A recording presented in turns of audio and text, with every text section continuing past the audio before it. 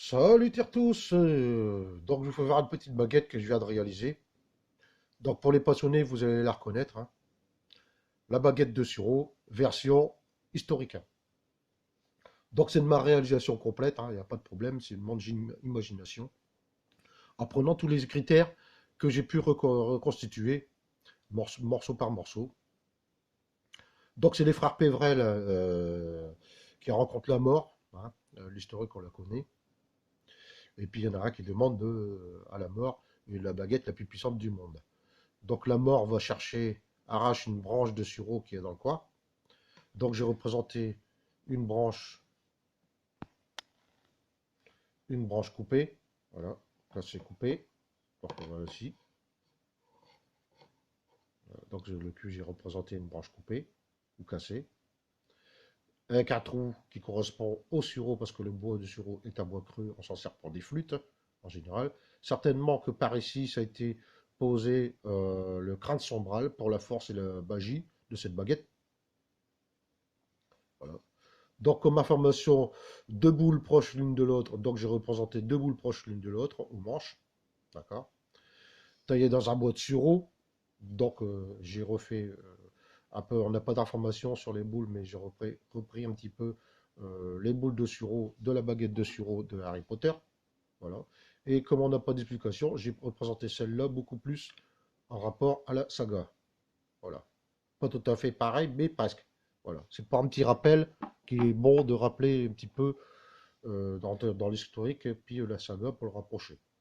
Voilà. Donc tiré dans une branche. Donc j'ai tiré trois branches coupées pour représenter une branche, bien sûr, mais aussi les trois frères. Donc ces trois branches correspondent aux trois frères pour la légende. Donc sur les baguettes du sureau en général, il y a toujours trois ou quatre ou cinq branches qui sont proches l'une de l'autre. Ça fait des bouquets là, un bouquet là, un bouquet là. Voilà. Donc je représentais ça, mais j'en ai fait que trois pour représenter les trois frères. Voilà. Donc là ici, c'est pas du bois de sureau, c'est le bois, c'est du hêtre que j'ai représenté. J'ai fait en hêtre. Le bois, c'est du hêtre, mais que j'ai représenté. Donc j'étais voir sur internet la teinte, la fibre du bois de sureau, hein, en réalité pour pouvoir la reproduire. Voilà. Donc c'est ce que j'ai fait. Donc d'une teinte sombre, voilà, d'une teinte sombre. Voici ma baguette de sureau, 38 cm, en bois.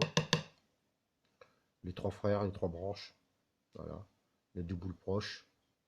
Rappel de sureau, puis la branche arrachée. Et le trou qui rappelle le crâne sombral qui a été certainement passé par là.